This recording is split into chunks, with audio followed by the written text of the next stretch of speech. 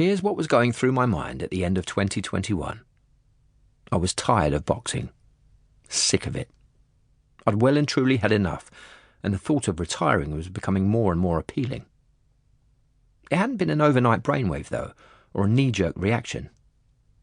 Instead, the idea had been building for a while, over a period of time, and a number of hits to the head and body. But despite my feelings, I still wanted to consider the implications long and bloody hard, because walking away from the sport I'd once loved for so long wasn't an easy thing to do. The bottom line was this. At the time, I was 33 years old, and the feeling that I might have been getting on a bit was playing on my mind. Some people could have argued that at my age I was still in my prime as a heavyweight. I suppose ordinarily that would have been the case. But one of the things I'd learned from studying boxing was that too many people struggled to recognise when their time was up. For one reason or another, they couldn't walk away, and in the end they hung around for so long that the decision eventually came back to bite them on the arse.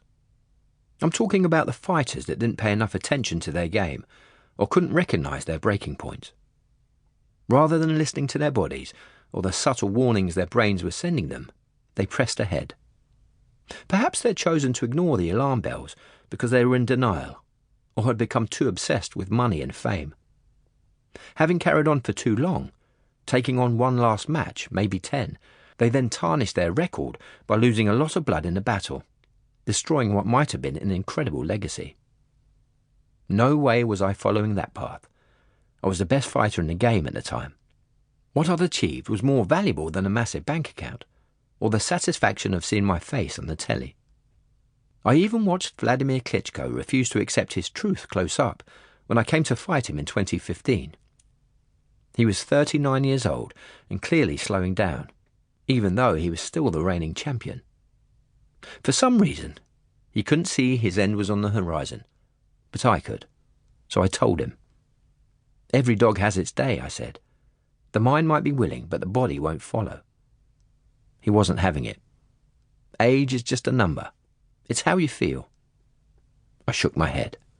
You'll find out that's not true. At the end of the day, you've been a great world champion, but boxing's a young man's game. I proved my point shortly afterwards, beating him in the Esprit Arena in Dusseldorf after a full 12 rounds and a unanimous decision to take the WBA, Super, IBF, WBO, IBO and ring titles for the first time. So I knew that there was no way of cheating time. What had happened to Klitschko could just as easily happen to me if I wasn't careful, and a few years after my 2018 comeback, I found myself weighing up my options. I realised there was nothing to be gained by overstaying my welcome like an unwanted party guest. Losing was one thing, but the risk to my mortality was a whole other ballgame, and so far I'd avoided any serious injuries. That said, I was experiencing pain on a daily basis. The wear and tear on my body was becoming noticeable, mainly in my elbows and shoulders, but that was hardly surprising given I'd banged, punched and ripped at things for a living. Most of the time I gritted my teeth through the discomfort, and whenever that got too much I'd see a doctor. Still, I understood there was a chance my luck would run out at some point, and that I'd injure myself in such a way that would be screwed up for the rest of my life. A serious back or hand injury didn't bear thinking about, though the more extreme consequences of violence were much nastier, like a bomb to the side of the head that could kill or paralyse me.